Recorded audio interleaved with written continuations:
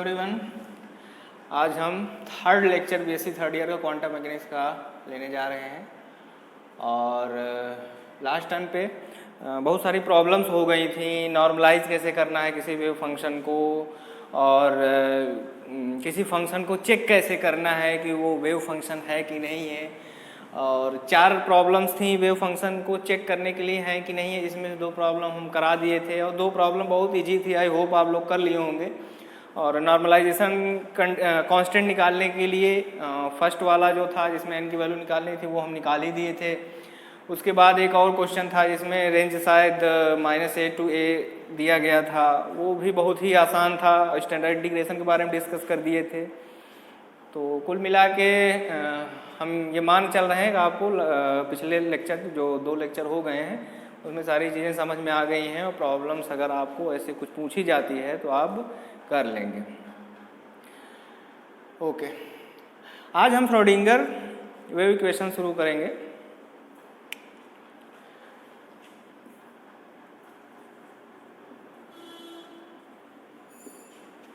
Schrodinger wave equation, Schrodinger wave equation आज हम discuss करेंगे। इंपॉर्टेंट टॉपिक है, ध्यान से समझिएगा। तो श्रोडिंगर वेव इक्वेशन के लिए फर्स्ट ऑफ ऑल हम एक वेव फंक्शन कंसीडर करेंगे। तो let us consider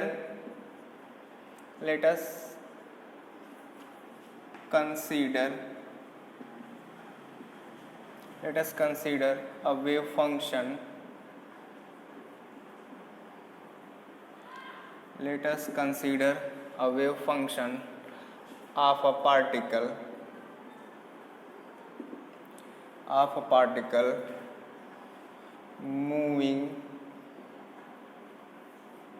moving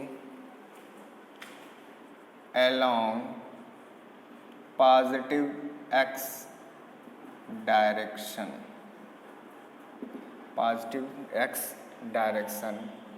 as, ठीक। एक वेव फंक्शन हम कंसीडर कर रहे हैं किसी पार्टिकल का जो कि पॉजिटिव एक्स डायरेक्शन में मूव कर रहा है। तो psi of X equal to कोई कांस्टेंट ले लेते हैं a, e की power minus iota omega T minus के एक्स, ठीक है। अब देखिए ये x का फंक्शन है, टाइम भी है, तो इसका मतलब ये क्या है, तुम्हारा एक वेव फंक्शन है जो पोजीशन और टाइम का फंक्शन है। देखिए सेकेंड ईयर में हम जब इलेक्ट्रोमैग्नेटिक थ्योरी पढ़ा रहे थे तब हम वहाँ पे बताए थे कि अगर ये मतलब ओमेगा टी माइनस के एक्स जो भी है ये, इसमें अगर इसका जो साइन है वो अपोजिट है। जैसे ओमेगा टी और के एक्स का देखो अपोजिट है, इसका साइन प्लस है, इसका नेगेटिव है।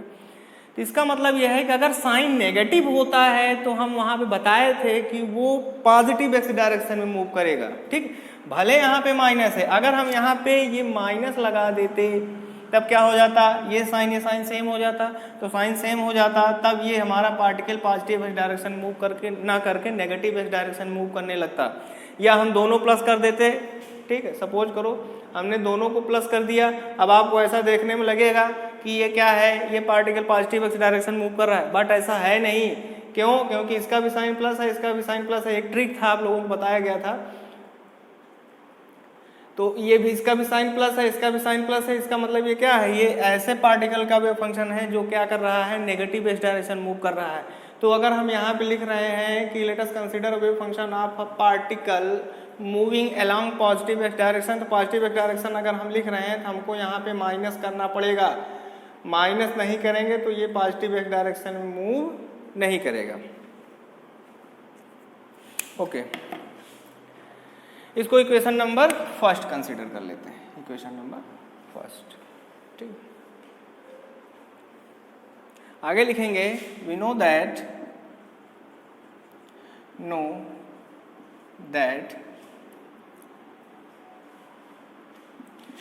Planks quantum theory Planck quantum theory के अकॉर्डिंग आपको पता है कि एनर्जी इक्वल टू लिखा जा सकता है एच न्यू। न्यू तुम्हारा क्या है? फ्रीक्वेंसी है। एच हमारा क्या है? प्लैंक कांस्टेंट है। अब देखिए इसको इस तरीके से लिखा जा सकता है। हम क्या कर रहे हैं? एच को 2 पाई से डिवाइड कर रहे हैं और 2 पाई से मल्टीप्लाई कर दें तो कोई दिक्कत नहीं। 2 पाई से हमने मल्टीप्लाई किया, 2 पाई से डिवाइड कर दिया, तो इसको अब क्या लिखा जा सकता है? E बराबर h अपान 2 पाई को क्या लिखा जा सकता है? h कट बराबर h अपान 2 पाई होता है।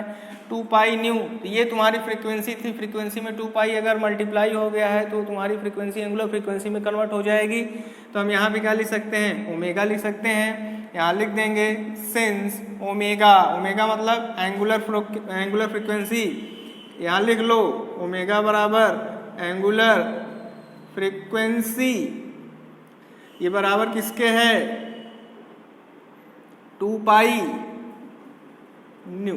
ठीक है, 2 पाई न्यू। तो यहाँ से अगर हम ओमेगा की वैल्यू निकालना चाहें तो हमें मिलेगा ओमेगा बराबर E अपान एच कट। इसको इक्वेशन नंबर 2। ठीक है, अब देखिए आपको डी ब्रॉगली वेवलेंथ पता होगी तो लिख लेंगे we know that the D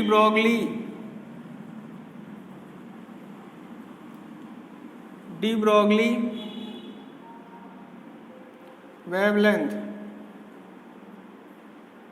lambda equal to H upon P, ये लिखा जा सकता है।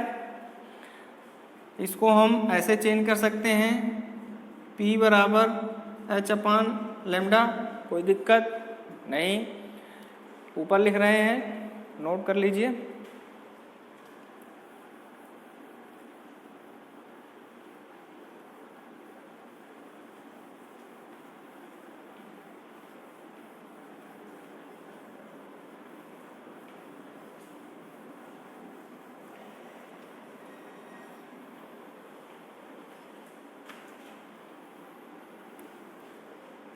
देखिए P equal to H upon lambda लिखा जा सकता है।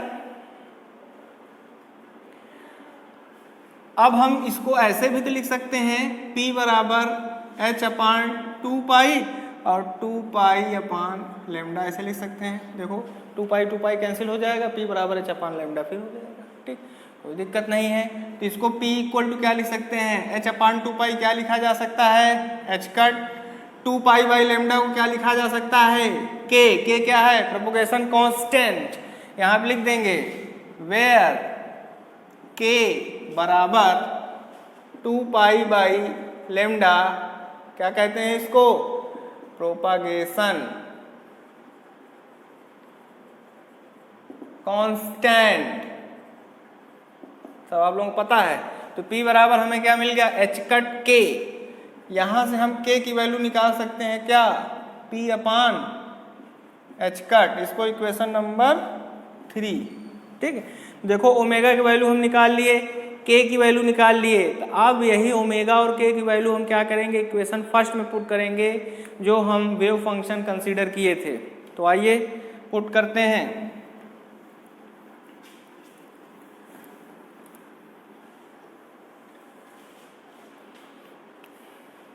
let us put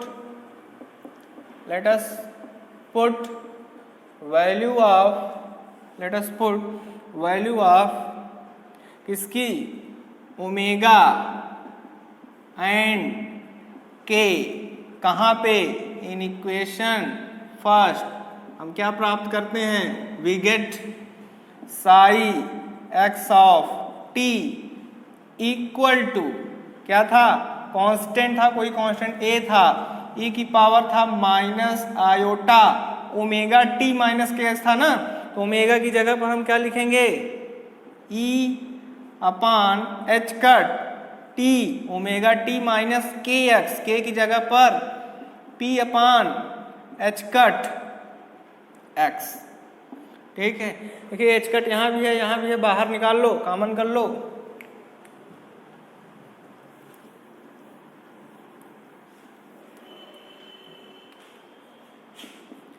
Sai x T बराबर ए ई की power minus iota upon H cut, अंदर बचेगा ई टी माइनस पी एक्स। इसको इक्वेशन नंबर 4, इक्वेशन नंबर 4।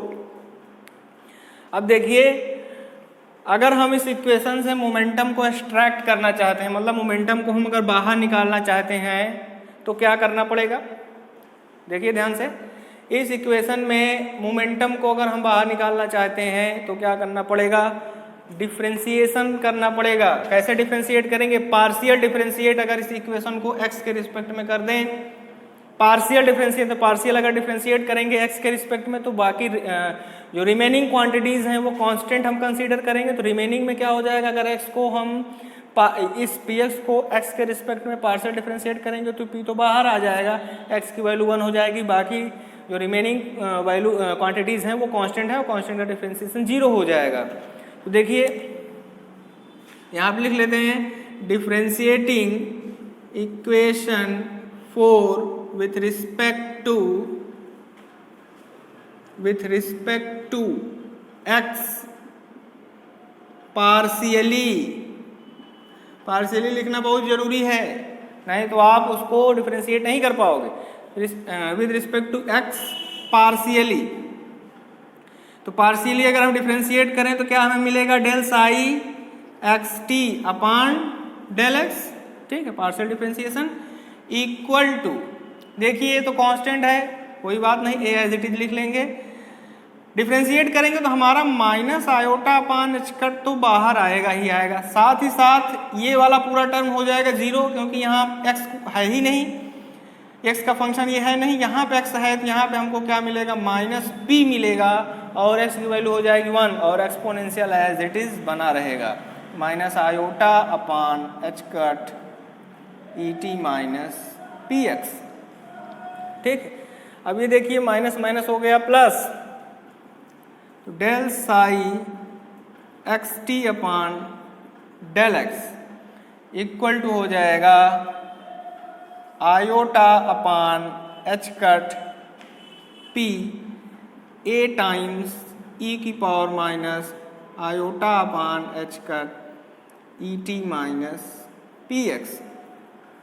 अब देखिए a इंटू ई की power minus iota upon H cut e t minus p x को क्या लिखा जा सकता है?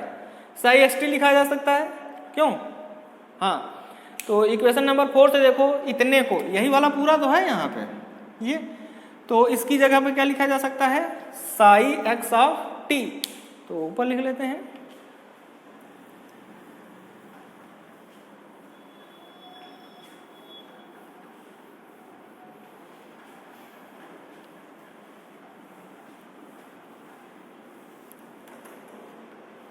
तो यूजिंग इक्वेशन 4, इसके आगे प्रोसीड करेंगे। यूजिंग इक्वेशन 4, इक्वेशन 4 को अगर हम यूज करें तो हमें मिलेगा del psi x of T upon del x equal to iota upon H cut P psi x of T, ठीक। इसको हम इक्वेशन नंबर 5 लिख देते हैं, इक्वेशन नंबर 5, ठीक। अब देखिए इक्वेशन 5 को इस तरीके से लिखा जा सकता है, कैसे? P of psi x T बराबर एच कट अपान आई del psi x T upon del X.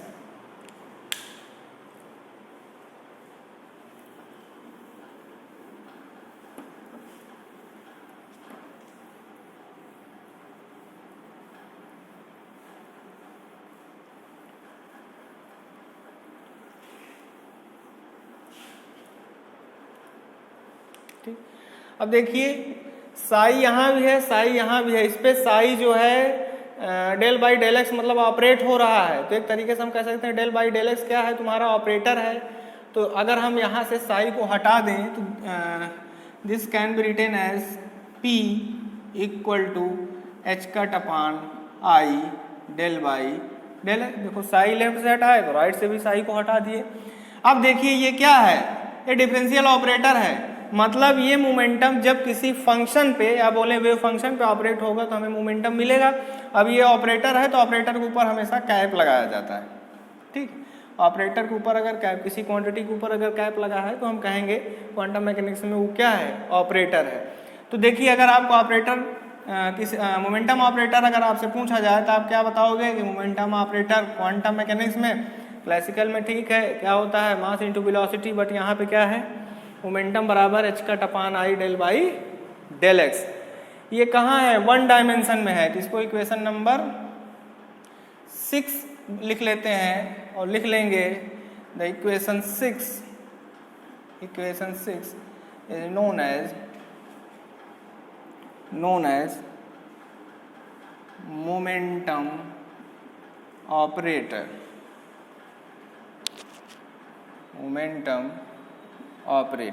ठीक है। 1D है भैया ये 1D, तो अगर वन डायमेंशनल ये है तो 3 डायमेंशनल भी हम निकाल सकते हैं।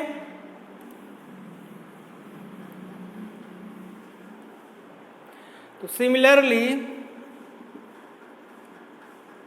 सिमिलरली करके लिख लेंगे, सिमिलरली मोमेंटम ऑपरेटर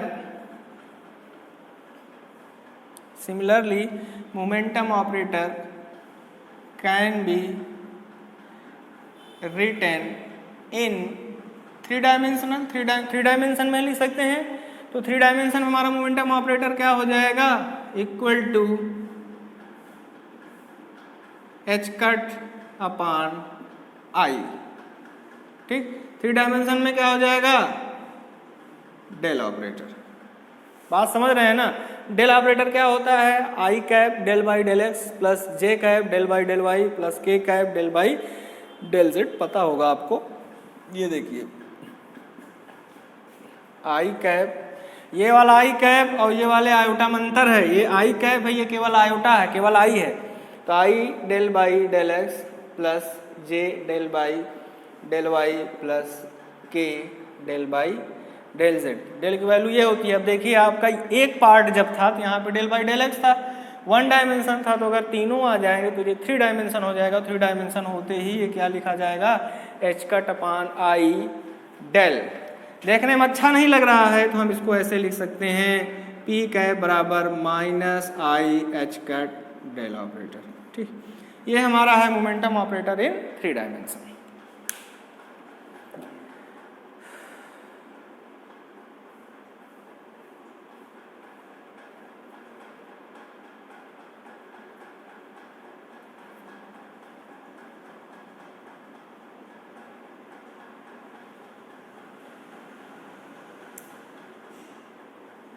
ठीक।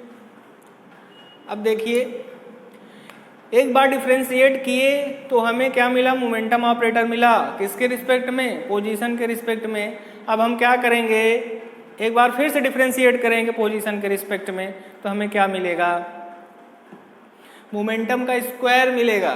देखिए इसको हम हटा दे रहे हैं,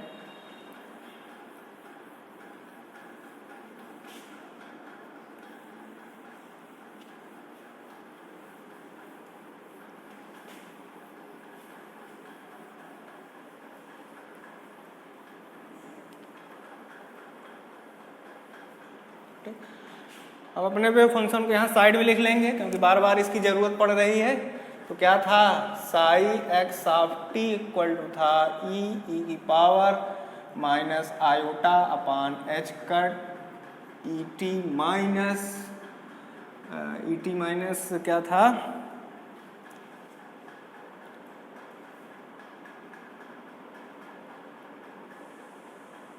क्या था, के एक्स था, ठीक, e t minus p x था, ओके। ये था हमारा वेव फंक्शन।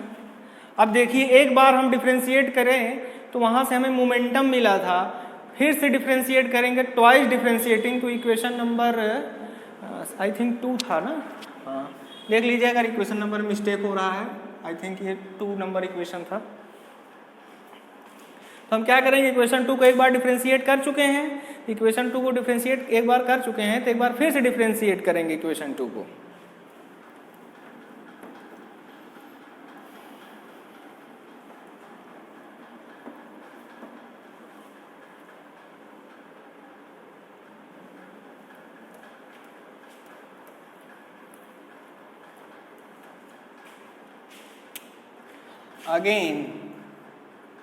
अगेन क्या, ट्वाइस डिफरेंस।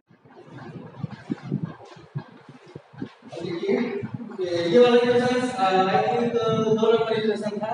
अब हमें इस इक्वेशन एक बार डिफरेंशिएट किए मोमेंटम मिला था। अब हम क्या करेंगे, इसको 2 बार डिफरेंशिएट करेंगे। देखिए क्या मिलता है, ट्वाइस डिफरेंशिएटिंग इक्वेशन 2। तो लगता है इक्वेशन के नंबर में गलती हुआ तो देख लीजिएगा। इक्वेशन 2 तो क्या मिलेगा, फर्स्ट बार पहली बार डिफरेंशिएट करेंगे तो del psi by del X T बराबर हमें क्या मिलेगा, minus iota upon H cut A और साथ माइनस टी की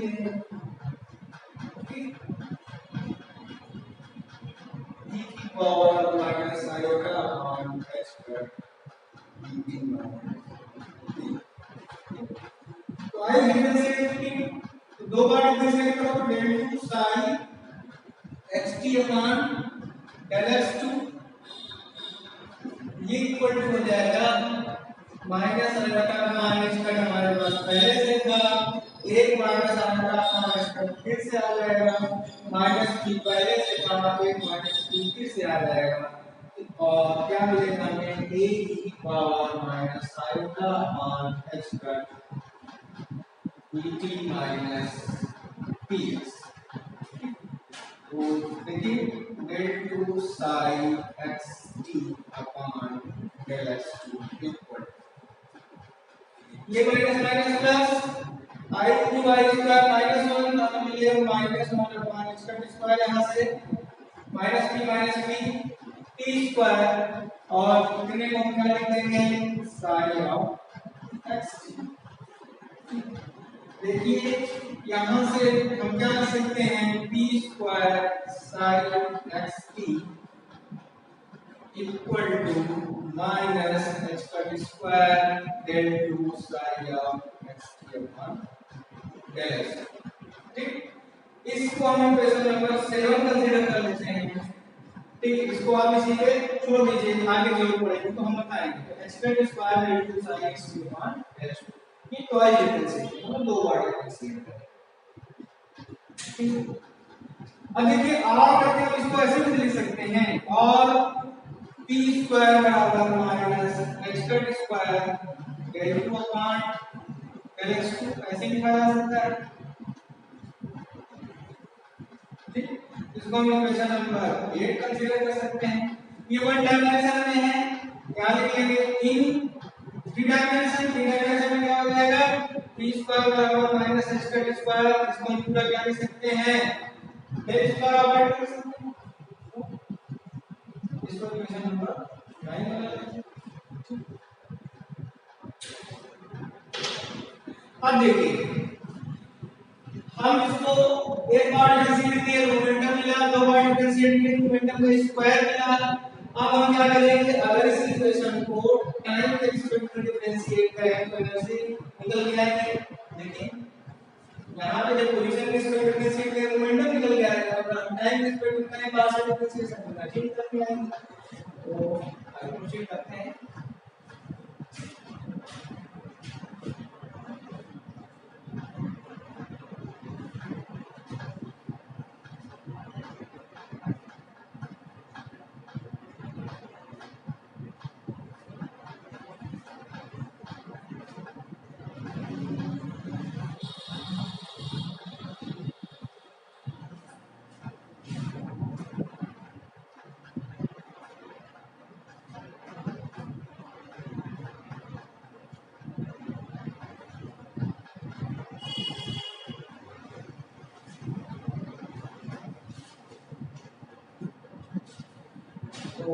differentiating equation to with respect to time partially differentiate करो टाइम रिस्पेक्ट में इक्वेशन 2 को क्या हो जाएगा del psi xt अपॉन del t equal to a ये तो रहेगा ही रहेगा पहले माइनस आई अपॉन इसका दोबारा आएगी आए साथ में एनर्जी आएगी टाइम के रिस्पेक्ट में पार्शियल डिफरेंशिएशन होगा तो उसकी वैल्यू 1 हो जाएगी बाकी क्या बचा a की power minus iota upon h square minus p अब देखिए इसको क्या लिखा जा सकता है sin x of t del psi xt upon del t equal to minus iota upon h squared e psi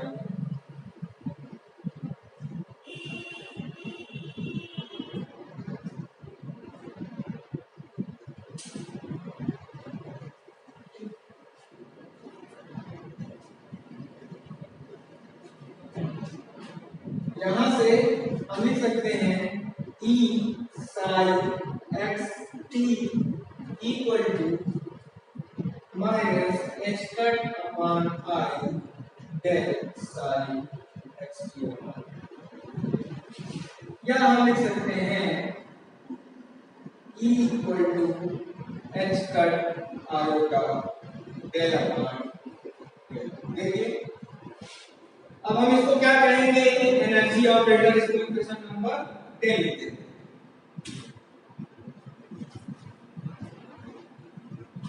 लिख लेंगे equation 10 is known as energy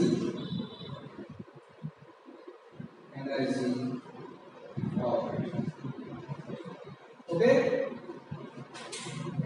everyone see you next lecture and आपको एनर्जी आ गई इसके बाद आपको क्या करना है आगे हम थर्ड इक्वेशन आपको नहीं हो पाया नेक्स्ट टाइम में कोशिश करेंगे होने का